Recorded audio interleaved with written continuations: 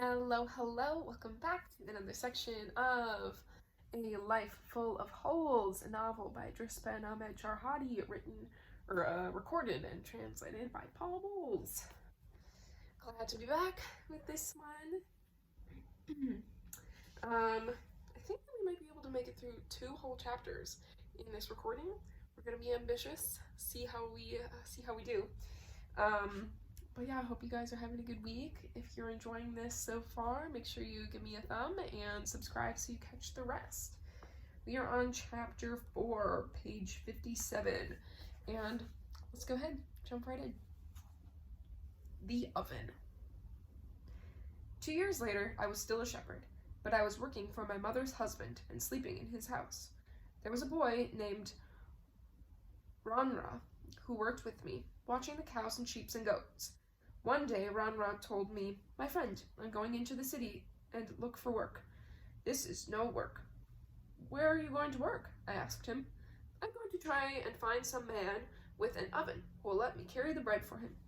I said to Ranra, "Good, do what you can. If you want to go and be a Terra, go. Tomorrow I won't be here with you watching the animals." "You know what you're doing," I told him. I did not believe he meant what he said. All that day we stayed in the valley watching the animals. Evening came, and we drove them ahead of us and took them back home. He went with his goats, and I went with my cows and sheep. The next day I took them out again. I went to the valley, and there I met another shepherd. "Hasn't Ranra come yet?" I asked him. "No," he said, "I haven't seen him. I wonder where he's taken his goats." "I don't know." 6 or 7 days went by, and I did not see Ranra. I had not seen him since the day he had told me he was going to look for an oven. One day I went into the city and I met him. "Ahilan, Ranra, is everything all right?" "Where are you these days?" "I'm working," he said. "Where?" "At an oven near here. The oven by the steps of Bin Batuta." "Near the cinema?" "Yes, that one." "Is it good?" "Look and see if you can't get work for me there too, with you or at some other oven." "Yes," he said. "There's a Ma'alem who's looking for a Terra now. If you want to work, I'll take you to him." "Where is the Ma'alem?" "His oven is in Janane El Kaptan." "Awaka," I said. "I'll go home and talk with my mother, and tomorrow I'll come and find you at the oven." I went home. "Mother," I said. "Yes?" "I'm not going to be a shepherd anymore. I'm going to work in the city at an oven." "Do as you like," she said. "Go if you want." "Tomorrow morning I'm going to go and see Ranra," I told her. "He's the one who's going to take me to the Ma'alem." The next day I got up, put my basket on my arm, and went to the oven at the foot of the steps. "Let's go," I told Ranra. We went into the Medina. I did not know any of the streets. We climbed up to Janane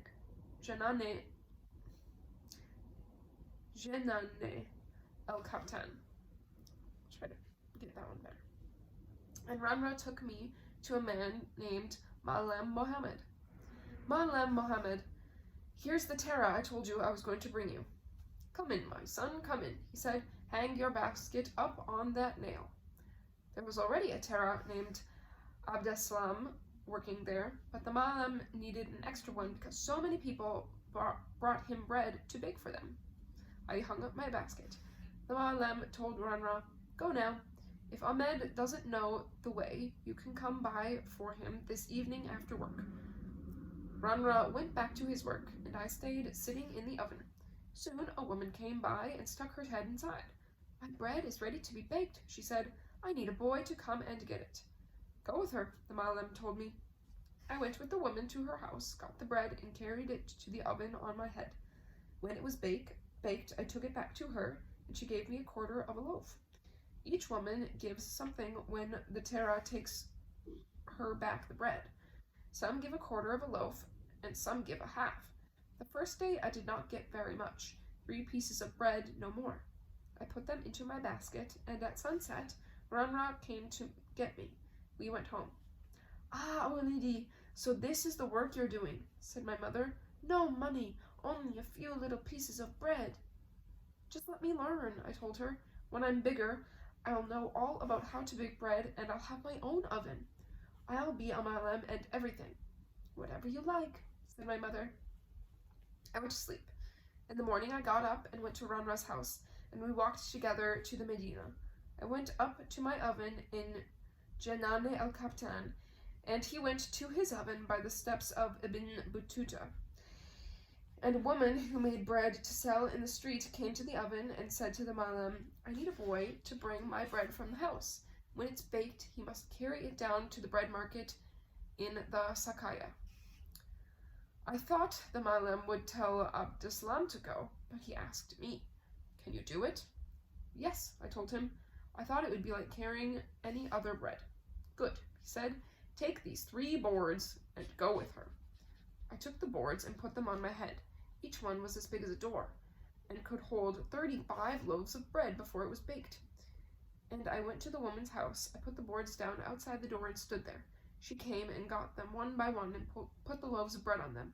I went in and carried out the first board covered with loaves of bread and took it to the oven. Then I went and got the second, and then the third. When the bread was baked, I piled it all on a different board, still bigger, and walked down the steps to go to the Sakaya. The woman was walking behind me. There were 100 loaves of bread, and they were very heavy for me. My legs would not stand up under them. I tried to put the board down the steps, and it slipped. All the loaves of bread were rolling down the steps, and many people were picking them up. And the woman was screaming, Allah, Allah, the terror has ruined all my bread. The man who was coming up the steps said to her, A small boy like that can't carry so much bread all at once. The woman went back up to the oven and got Abdeslam. He wiped the bread off and carried it to the Sakaya for her. When Abdeslam came back, I asked him why the Malam had not told him to carry the woman's bread for her in the first place. He knows I don't like to work for her. She's stingy, he said. She sells bread, and so she wants to keep all she can. The next day, I went by the oven where Ranra worked. I said to him, Look, this work I'm doing up there is hard. I had to carry 100 loaves down the steps from Janane el-Kaptan to the Sakaya. Can't you look around for some other work for me? I'll see, he said. I went on working at the same oven for a month or so, and one day Ranra came to see me there. Do you want to come and work at my oven? He asked me. The Malam says if you want to, you can. Awaka, I said. I spent that day working for the Malam Mohammed, and the next day I went with Ranra to his oven. Ranra said to the owner of the oven, Silarbi, here's the terra I said I'd bring you. Well, my son, do you want to work? Yes, I said, I came to work. You've been working in Janane el-Kaptan with the Malam Mohammed? Sit down. And I sat down. There were several terras working there, and they knew all the houses in the quarter. I did not know any. I went with them to learn, but I did not carry any bread that day, and I went home with nothing in the basket. Not even one piece of bread today, Olivia? My mother said. Yesterday you brought bread. I'm working now at a different oven, I told her. This one is better than the other. I'll get bread later. For a few days, I went with the other terras to learn about the houses in the quarter. When one of them went to a house, I went with him. I got to know the houses, and when somebody came to the oven asking for a terra, I would start to run and try to get to the house before any of the others.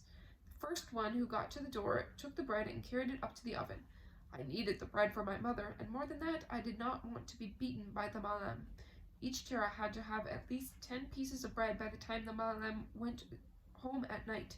If he had fewer, the Malam would beat him. Every Malam knows each loaf of bread he bakes, so we could not buy pieces of some other bread and say it was his. Today and tomorrow, I worked at the oven by the steps of Ibn Battuta, and 2 years went by that way. And I was earning money. I got money from the Jews. On Fridays, I would carry their pots of skina with meat and eggs and vegetables in it to the oven and take them back when they were ready. They would give me money. Sometimes I slept at the oven for 2 or 3 nights at a time until I had enough money or bread to take home. Friday night, nobody could sleep at the oven because the Jews sent their Hassan to lock it up. That night, all the ovens are full of pots of skina. The Jews think that if a Muslim sleeps in the oven, he may open one of the pots and eat some of the skina. If he does that, all the pots will have to be thrown away, and they will have no skinna to eat on Saturday. One day, a Jewish woman came to the oven and asked the Malem, "Do you want to buy some firewood?" The Malem said he would look at it. There was a ruffian boy named Gordo working there with me. He was about 5 years older than I was. The Malem said to him, "Go with her, Gordo," and he told me, "You go too. Both of you go with her. Look at the wood, Gordo, and come and tell me if it's good. You can bring it back in the handcart." We went through the streets with that Jewish woman. When we got to her house, we climbed up with her to the roof, and Gordo began to talk with her about how much the wood was worth. After a while, they made a price, and we went back to the oven and told the Malem. He gave Gordo the money, and we pushed the cart to the Jewish woman's house. After Gordo paid her, we began to carry the wood down from the roof to the street. We filled the cart and took it to the oven, and we went back for the second load. The wood on top of the pile was very old, and at the bottom it was still older. When Gordo lifted up one of the logs, there was a bundle there, covered with a rag. "What's that?" I asked him. "Shut up," he said. "It's an old bundle." "Open it up. Let's see what's in it," I told him. He undid the knot in the rag. It was full of Spanish banknotes. The rats had bitten pieces out of them. "It's money," he said. "Half of it's mine," I told him. "Shut up. Do you want me to kick you off the roof?" He says I've got to give him half. The Malem sends me to buy wood from the Yehudia, and I'm supposed to give you half? And now keep your mouth shut, and I'll give you 5 rials, but keep quiet. He was much bigger than I was. "All right," I said. And we carried all the wood to the oven on the second trip. When it was piled next to where the Malem sat, Gordo took me out and gave me 5 rials from the inside of the bundle where the notes had no holes in them. Then he said, "This money, where am I going to change it?" "I don't know," I said. "They might take it at some bakal. And if the Malem finds out about it?" "Don't worry about the Malem," I told him. "He won't do anything. He's not going to see you." I left him standing in the doorway of the oven and began to walk down the street. I was thinking. Then I went back to the door. "Give me one of the 100 peseta notes," I told him. "I'll see if I can change it for you." He took out a bill and gave it to me. "Here," he said. It was one of the old bank notes that the rats had been chewing. I went into a bacal in the Cal d'Italia and asked for a pack of cigarettes. The man looked at the bill. "The bill has no numbers on it," he said. "You'll have to take it to the bank." I went back to Gordo and told him, "It's no use, they won't take it. How much will you give me if I change it all for you?" "Where?" "Don't worry about that. I can change it. Tomorrow, inshallah, I will give it to someone I know. He'll change it for me." "You will? Is that the truth?" "I swear." So he said, "Oh, here it is." He took the bundle out of his pocket. "How much is there?" I asked him. "Count it," he said. "There's 500 rials in there." "I don't know," I told him. "There may be 500 or 300. I did not know how to count the money. I said, "I'll get it changed for you. You give me another 5 rials and it's finished. Take it," he said. I took the bundle. That night I slept at the oven. In the morning, about 10 o'clock, I climbed up the boulevard. There I asked a man where the Banco de España was. "Over there," he said. "The one with 2 doors. Go in there." I went across the bank and walked in. There were people waiting in line. One of the Muslim guards saw me. He kept looking. Then he came over and said to me, "What do you want here, boy?" "Nothing," I said. "I have some money and I want to change it." "Go over there," he said. And I went up to a Nazarene who stood behind a counter and gave him the money. He began to count it, and he counted and counted. Then he gave me new bills. I looked at what he had handed me.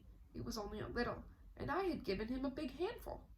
"I gave you a lot," I told him. "Look how little you gave me back." "That's the right amount," he said. "Count it. Don't you know how to count?" "Yes," I said. I put the money in my pocket and went out. That day I did not go back to the oven. I stayed in the street drinking gaseosas and playing roulette in front of the cinema. I bought a pair of sandals because I was barefoot, and I walked through the second-hand stalls in Arakia and bought a shirt and a jacket. I slept at home that night. The next morning at 10:30, I went back to the oven.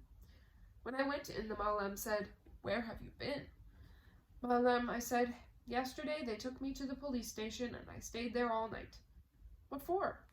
Nothing. I was fighting with somebody, that's all. You always go into things that aren't your business, he told me. You see what happens? You sleep in the commissaria. Why do you get into fights? It's all over now, I said. I went out and called Gordo. You know what happened? Because of you, I had to sleep last night in the commissaria. And this afternoon at 3 o'clock, I've got to go back there. All because of your money. And the money's at the commissaria too. What they're going to do to me at 3 o'clock, I don't know. But I've got to go. And if they ask me about the money, I'll have to tell them it's yours. No, no, he said. By your mother, don't tell them that. The money's not mine. We just happen to find it together. If they want to keep it, let them keep it. But don't tell them it's mine. If the Malam hears we found it with his wood and didn't give it to him, he'll say we're thieves. We'll have no work. I told him, if you want me to say that to the police, you'll have to give me 10 rials. All right, he said, I'll give you the money. We went to the street where the oven was, and he said to me, wait here for me. Don't come to the oven with me. He went into the oven. Each Terra had his own money box inside. In a minute, he came out with the money. I took the 10 rials and put them in my pocket. Allah Ihinik, I told him. If I come back tonight, you'll see me. If I don't, you'll know they kept me there again. That afternoon, I walked all around the city.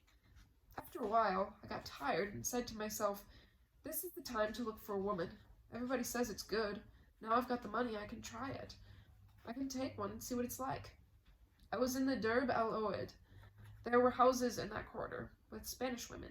I went into the alleys and began to look. In front of some of the houses, there were girls standing. I saw one Spanish girl and thought, that one is good. I'm going up with her. I said to her, shall we go up? All right, she said. How much? I asked her. 5 rials. Oh, Akka, I told her. When I came down from the room and went out into the street, I was thinking, it's true. Women are good. I'll come back and do it again. It was almost dark. I went by the oven. The Malam had gone home, but the oven was open. At night, the owner, Silarbi, always stood in the doorway selling pastries. If one of the Terras wanted to go in and sleep, he could. Gordo was sitting inside in the dark. What happened, Ahmed? Thanks to Allah, I said. We are out of it. The police kept the money. They beat me again. All on account of you. Anyway, it's finished. This isn't the time to complain.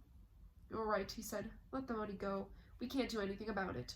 You see, I told him, I asked you to give me half and you wouldn't do it. That's what happens. Neither one of us got anything out of it. The money's gone, he said. It's all the same. Every day, I went to the Spanish girl until all the money was spent, and I went on working at the oven. One house would give me a skinna, another sweets, and that was the way I lived. 2 or 3 rials a day and a basket full of bread, and my mother was much happier. One day, Silarbi, the owner, came by the oven. He began to talk with the Malam. I'm going to rebuild my house, he told him. The next day, he took workmen and materials to his house. Then he came to the oven and started to talk to me. Ahmed, you've been working a long time here. Why don't you come and help the workmen at my house? I said, Silarbi, if I go and work on your house, I won't be getting any money or any bread either, and 'twill keep me alive. Work here at the oven in the morning, and come to my house in the afternoon. When the Eid el-Kabir comes, I'll buy you some new clothes. Oh, Akka, I said, and I began to work that way. We tore down 2 rooms, and we built up walls and put in 2 doors, one on each floor. Every afternoon, for 2 months or so, I worked there for him. We had to finish the house in time for the Eid el-Kabir. 2 or 3 days before the festival, Silarbi came to the oven. The other Terras were there. I said, Silarbi, now the day is almost here. It's time to buy what you promised me. We have finished the house, and now I need the clothes, if you will. Have you got any money? He asked me. No, I told him, but you said you were going to buy them. If you have the money, he said, I'll buy you the clothes. If you haven't, I won't. I'm not going to pay for your clothes. I see, I said. You know best. And I was thinking of what my mother had always told me. If you see a Muslim who has been lucky, you'll know. He didn't have another Muslim with him. I went outside. There's a rich man who has everything he wants, with houses and an oven and everything, and he does that to me. Let him have his money. Allah will arrange it when the day comes. I heard Gordo behind me. You know, he said, I've been giving Si Ahmed a few pesetas each day because he told me he'd buy me a pair of trousers for the Eid al-Kabir. And now he's got 20 rials of mine, and he said I never gave him any money. Then Hamadi, another Terra, came out of the oven. He had been working 6 or 7 years there. Do you see this broken tooth? He asked me. I said, yes. I had a fight, he said. And when Si Larbi saw the tooth, he told me, give me a little money every day. I'll save it up for you, and when there's enough, I'll have a gold tooth made for you. You have to have 100 rials, 100 Spanish rials to get a gold tooth. So when I'd given him 100 rials, I said to him, Si Larbi, will you have the tooth made now? And he said, I've got no money to spend teeth for you. Yes, I said, a man who has his own and wants everybody else's too. But that's all right. Let him have it. He cheated me, but I'll get it back. So I kept on working there. After that, every time I had the chance, I stole from Si Larbi. If he sent me to buy something, I would buy half and keep the rest of the money. And when he said, is that all? I would say, that's all, Si Larbi. Today and tomorrow, I went on working. One day, a boy who sold pastries at the door of the oven said to me, Ahmed, the Nazarenes' big holiday will be here soon. The festival when they get drunk in the street and put trees inside their houses. My father knows a Spaniard who will buy an arar tree from you. Why don't you and Pichdi go and get one and sell it to him? How much will he pay? I asked him. Maybe 100 or 150 pesetas. I called Pichdi. Tomorrow is Sunday. Let's go to Bubana and cut down an arar tree and see if we can get something for it. Yes, said Pichdi. You believe that? A dead tree? I turned to the boy who was selling pastries. Is it true, Mohammed, that Nazarene your father knows will buy a tree if we bring it down to him? I swear he will, he said. I know he will. Just get it and bring it. So we went. We slept that night at the oven, and the next morning we walked out into the country to Bubana. There is a forest of arar trees on the mountain above the place where the Nazarenes play golf. We were standing there, and in a little while a Nazarene came by in his car. He stopped and got out and began to cut down a young tree. He went on cutting trees until he had 6 or 7 small ones. We said to the Nazarene, Can we have some of your trees? Cut one, he said. You can cut all you want. Are they yours? I asked him. Yes, they're mine. Don't you see how many I'm taking with me? He got into his car and went away. I began to cut one of the young arar trees with a saw. When I had 4 trees, I told Pichti, That's enough. We'll sell one to the friend of Mohammed's father, and the others we'll take to the market. Let's go, he said. You take 2 and I'll take 2. They were heavy. We carried them, one over each shoulder, until we got to the Souk al-Bakar. We rested a while, then we carried them down to the market, and I waited there with 3 of them while Pichti took one up to the oven. He came back and sat down with me. In a little while, a Muslim walked up and said, Do you want to sell those trees? Yes, we told him. Do you want to buy them? I'll give you 10 rials for the 3. More, they're worth more than that, we told him. One of them costs 20 rials, and you want 3 for 10. 10 rials if you want to sell them. No, he said. We were sitting there, and a policeman came up. Those trees, he said. Where did you get them? They're ours, we told him. Who gave them to you? We were in a forest near Bubana, and a Nazarene came and was cutting trees, and he said we could cut some too. We asked him for a tree, and he said to cut them ourselves. We asked him if they were his, and he said yes. Pick up those trees. Come with me. We picked up the trees and went with the policeman down to the commissariat in the Souk Nedakal. Aha, they said to us. So you steal trees. Sit down. They took the belts out of our trousers and the laces out of our shoes, and they took away our cigarettes, and they said, All right, go on in, you 2. And we stayed in there in the dark until the next day. In the morning they came and said, Where are the ones who stole the trees? Here we are, I said. They took us out into the corridor. The 3 trees were there. Pick up those trees, they told us. We picked them up and carried them outside, and went on carrying them through the street. 2 policemen were walking with us. At the bottom of the steps by the Cinema Americano, there was a police jeep waiting. We got into it, and they drove us to the commissariat at Oued el Ihud. Inside, there was a very fat Belgian. I used to watch him get into a jeep. It leaned to one side when he got in. He looked at us and began to shout. "Ha, so you're the thieves we've been looking for. You're the ones who've been cutting down all the trees." Then he looked at me and yelled, "Say something!" I told him how we did it. "What's that Christian's name?" "He had a green station wagon," I told him. "Lies, sit down, there." And we sat down and waited while they sent a jeep to the forest at Bubana. They came back with a shepherd. The Belgian asked the shepherd, "Did you see these boys cutting the trees?" "Yes," said the shepherd. "There was a Nazarene there cutting trees too." I said to the Belgian, "You see, I wasn't lying. He said they were his." "So you stole them." The Belgian began to slap my head back and forth with his hand. "You aren't supposed to hit me," I said. "You make out the papers here and send us to the Mendubia." "Shut up, you son of a whore. Lie down there." I lay on the floor, and he stepped on my belly. "You're going to kill me," I cried. Then he sat down on top of me. I couldn't move or shout or do anything. He was so heavy. He was like a truck on top of me. When he got up, he hit me some more, and then he put us into the cellar.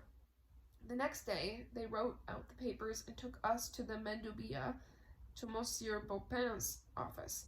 He said to us, "Where did you take those trees from?" We told him the story. "Nothing but lies. I'm going to send you to jail." So they put us in jail. That was the first time I had ever been sentenced to jail. They walked with us through Jinane El Captan, and Pichti was handcuffed to me. We went by the oven, but the Malam was not there. Mohammed was standing in the doorway selling pastries. And there was hunger there in the Kasbah jail. At mealtime, they gave out the bread first. By the time they served the soup, everybody had finished eating the bread. The bread had worms in it. They were dead. The oven had killed them.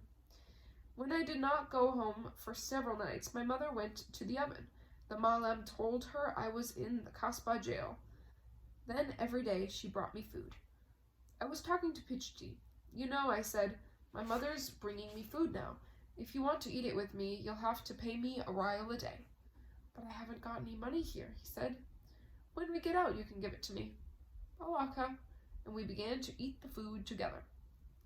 We stayed on there, and each day my mother was running up and down, talking to the Khalifa, trying to get me out, but it did no good.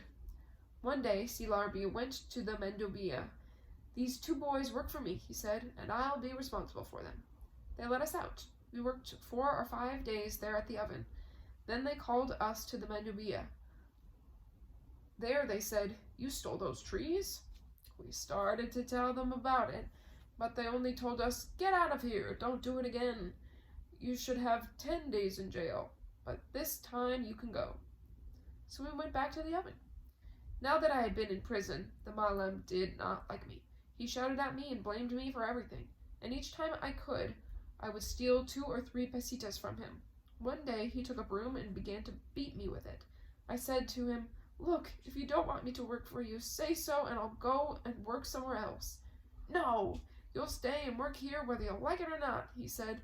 "You're not going to work anywhere else. You think I want to teach a new Terra how to work? If I stay with you, keep away from me." I stayed working for him, but he went on beating me every day and shouting at me until it was very bad. One day he took the bread shovel out of the oven and tried to hit me with it. I pulled it out of his hands and threw it on the floor. "That's enough of you and your oven," I said. "The Terra says that to the Malam?" He picked up the shovel and pushed it hard into my belly. I grabbed it away from him. I let it come down on his shoulder. Then I ran out of the oven. I was walking around in the Cal d'Italia in front of the cinema, and one of the Terras came by. "Allah, Ahmed," he said. "What's the matter?" "The Malam's gone to get Silarbi. You'd better not go back to the oven again." "Why shouldn't I go back?" I said. "I'm going back now. I want my things." I went up to the oven. Silarbi was there. So, the terror wants to be the master. Have you gone crazy? Don't you know what you're doing any longer? Malam took the bread shovel and tried to break my belly with it. I said, pack up your things, he told me. I took everything and went home. My mother was there. What's the matter? Why don't you want to work there anymore? What's the matter with you? They're no good. Silarvi cheated me. Every day the Malam hits me. And I'm going to carry their bread? That is the end of chapter 4. Now we're on page 75, chapter 5, The Whores. I had no work, and I used to walk around the streets all day watching the people. One night, about 10 o'clock, I was standing with the crowd outside the cinemas in the Cal d'Italia. Mustafa was there with a friend of his. He called to me. Ahmed, he said, let's go down to the Huama Dhul Benider. I'll find you a girl. Allah, I hope you can, I said. I've never ever been down there. This will be the first time.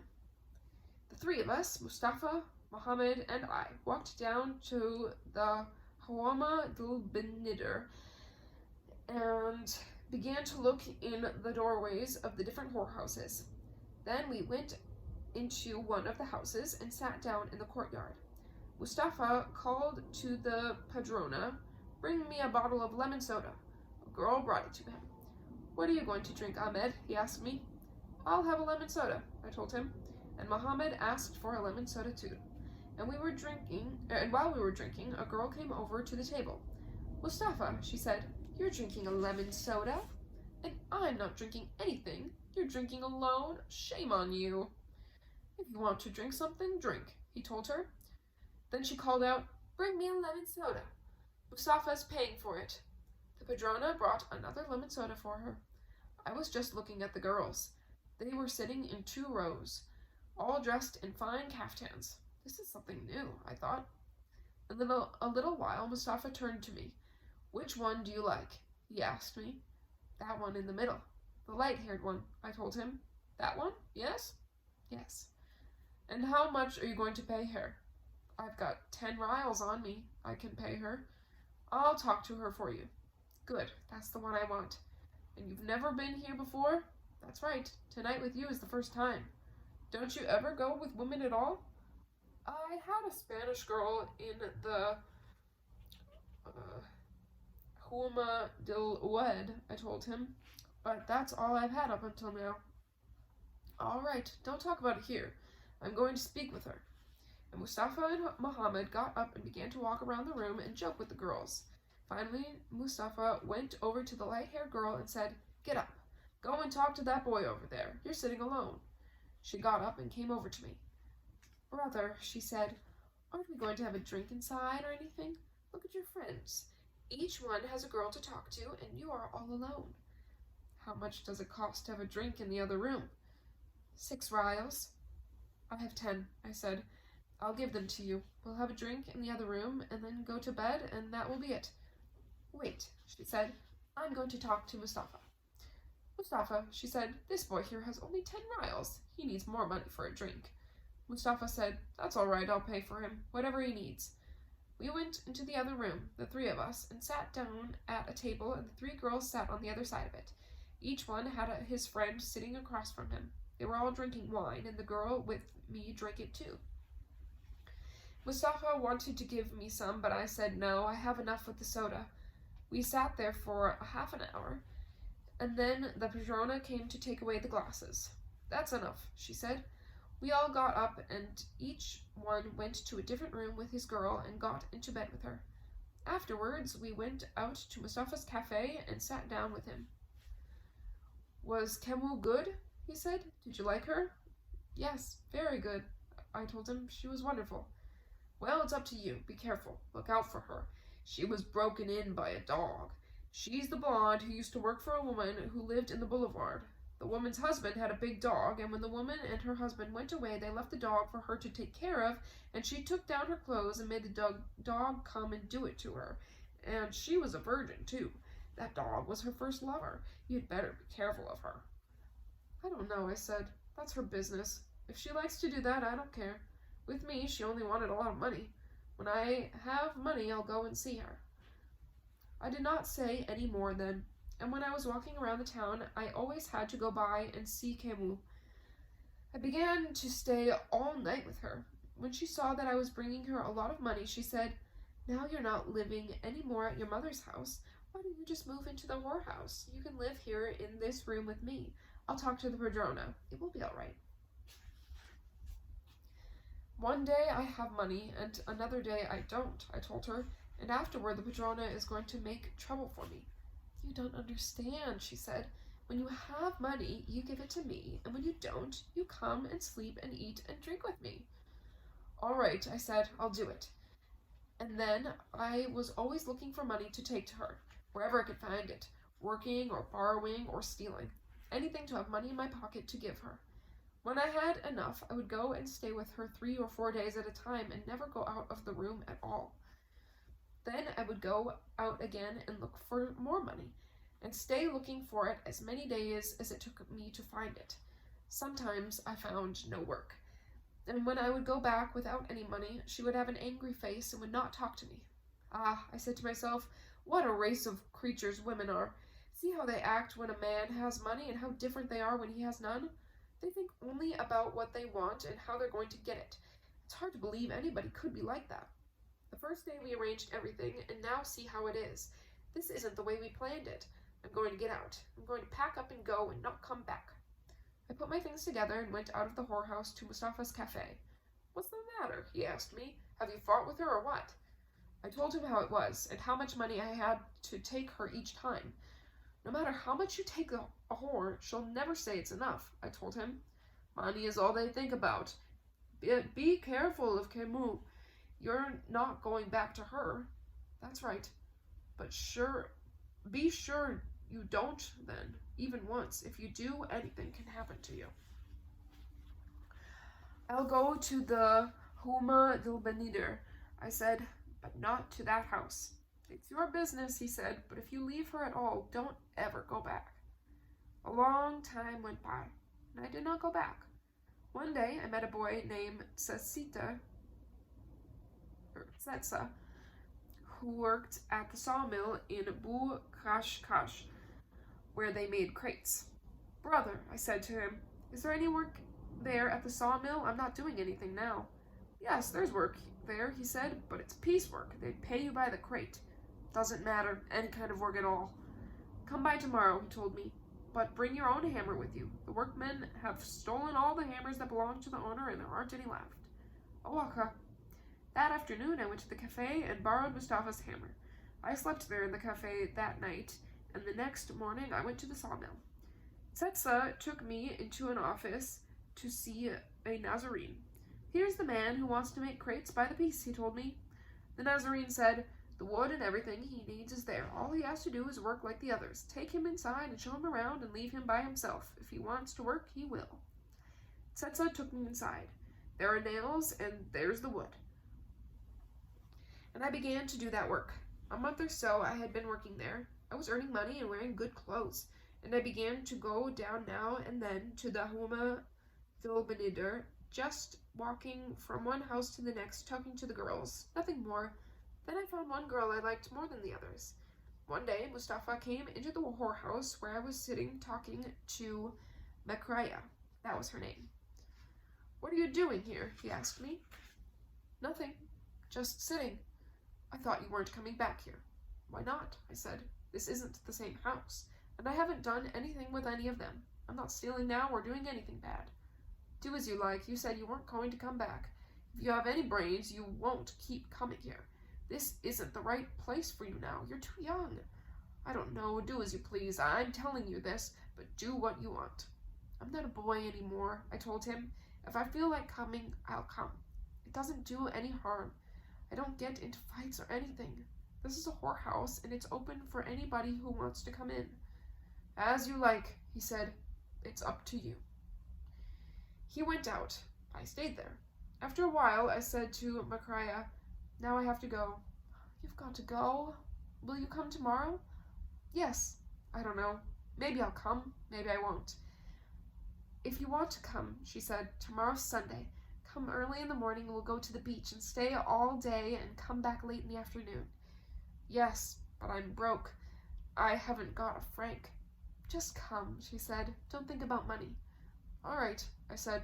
Thank you. Come in the morning, she told me. Alaka. I said goodbye and went home to my mother's house. I slept and got up early. Look, I said to my mother, if you have 2 fresh loaves of bread, give them to me so I can take them with me. Where? I have to go to the beach with a friend. She gave me 2 fine loaves of bread and took them and went to the whorehouse. There were 4 girls who wanted to go to the beach, and they all had food to take with them.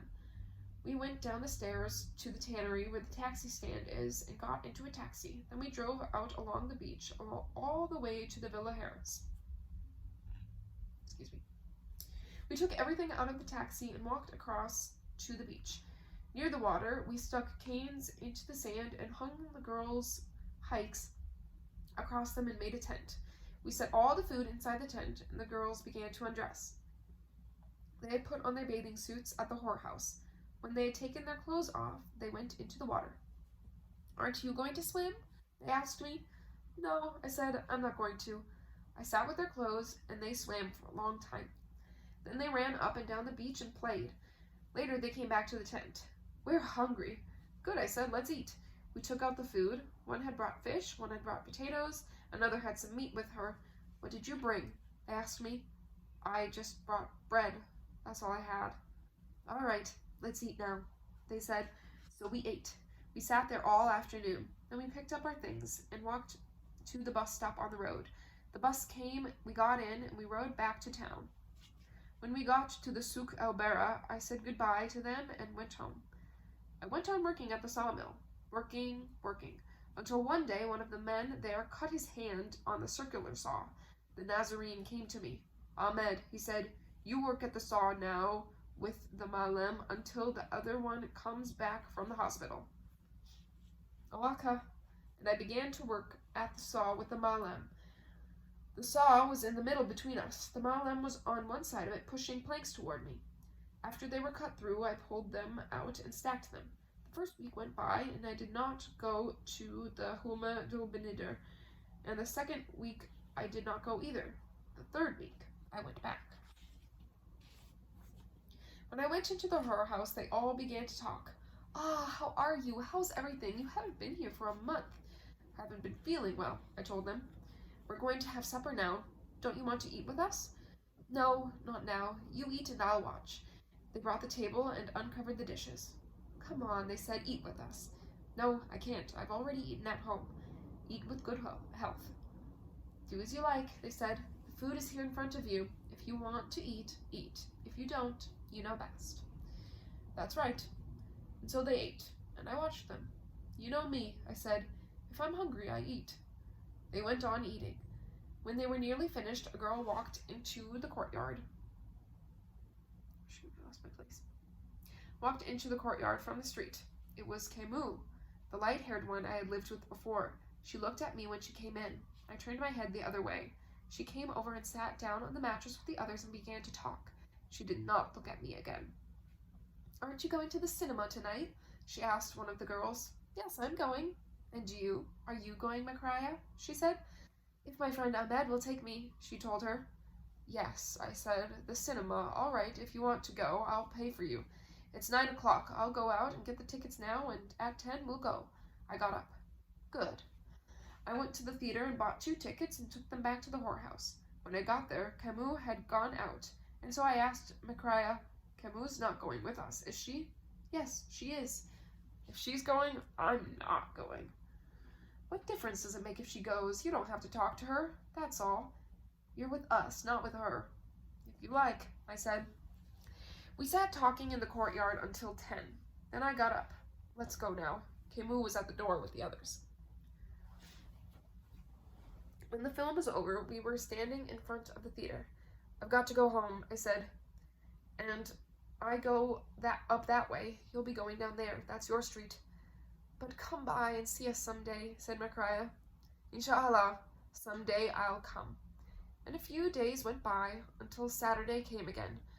I got my pay at the sawmill and went home and changed my clothes and walked down to the Huama del Benider, to the house where Macria lived.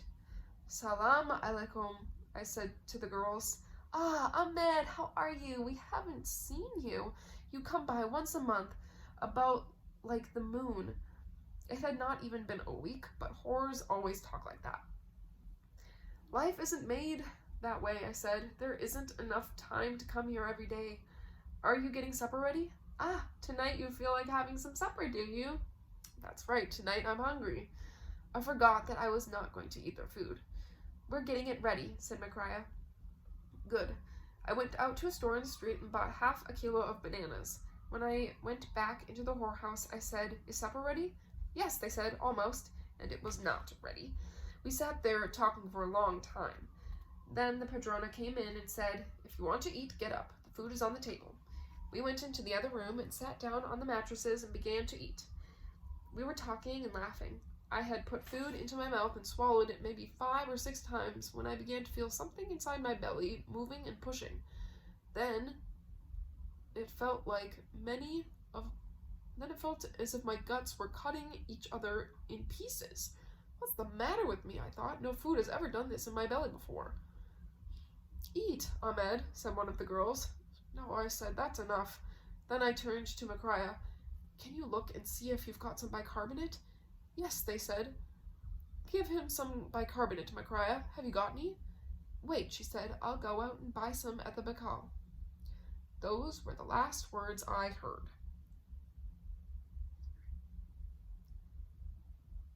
When I came back into myself, I opened my eyes and I was looking at a floor of black and white tiles, and it was going around and around. There was a bottle in front of my nose with a smell like fire coming out of it. I was hanging upside down and my feet were strapped together and I was vomiting all the time. While I vomited, my mind was coming back and I began to know what was happening. When they saw I was awake, they took me down and let me sit in a chair. The doctor said, What did you eat? Nothing, I said. I had my supper, that's all. Where? In a house somewhere? Where? Huama del Benider. Where am I now? This is the emergency hospital, the Cruz Verde. Who brought me here? There was a lot of trouble up there. They told us on the telephone that a man had died. We sent the ambulance for you. I said to him, That's all the food I ate, nothing more. When you feel all right, you better go up to the comisaria, he said. Then he telephoned the police and told them about it, and he gave me a paper to give to them when I went. A little later, I went out to the comisaria. I spoke to an inspector there, a Nazarene. He asked me which house I had been in, and I told him. Then he sent some policemen to the whorehouse, and they came back with all the girls and the padrona too. He called me into the room where they all were. Who was eating with you? He asked me. That one, and that one, and that one, and that one. I said, 4 of them. The padrona, was she eating with you?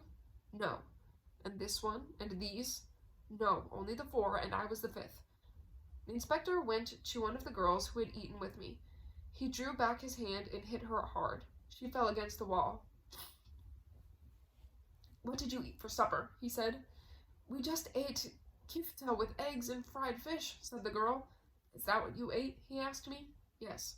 Then he hit her again. Why don't you tell me the truth? I'll send you all out of the mountains if you don't. I'll shut down every whorehouse. You wanted to kill this boy, didn't you? He was just talking. He would have never shut the whorehouses because he made money out of them. Every day there are whores at the police station, and they pay the police to let them go. The girl was crying and saying, No, no, I didn't do anything. I don't even know the boy. I don't know anything. Nothing, said the inspector. Put them all in the cellar. They took them downstairs and locked them in. The inspector told me, Go home and come back at 9 in the morning. I went home and slept.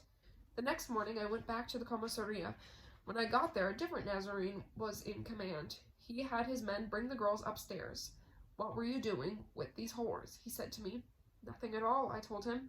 I work at the sawmill in Bulkashkach, and now and then I go to the Huama del Benider, to that house, and sit there and talk. A whorehouse is a place where anybody can go in and sit. And so, I was sitting there. That's all? That's all. I'm not sleeping with any of them, and I've had no fights with them either. There's been no trouble. Listen, the girls cried. Listen to what he's saying. He says He didn't eat at our house or anything. We didn't even see him. Nothing. Who is he?" The inspector asked them, "Where did the police find him?" "In the street outside the door. He had a cramp or something and fell against the door." I told him, "No, they're lying. I was eating with them. I fell over. I came back into my head in the hospital, hanging by my feet with my face on the floor." "I'm going to have to put you in prison," the inspector said to me. "Look at you. You're only a boy, and you're all mixed up like this with whores and savages." The Nazarene went on scolding me. He said everything. Then he shouted, "Get out of here. By tomorrow I'm going to tell the police and Hauma Dilbenider. If they find you there again, they'll bring you to me, and I'll send you to jail." "Awaka," I said, "I'm going." "Wait a minute," he said. "Do you forgive these whores?" "They say they didn't do anything." "I forgive them. What else can I do? I don't want to do anything to them." I went out.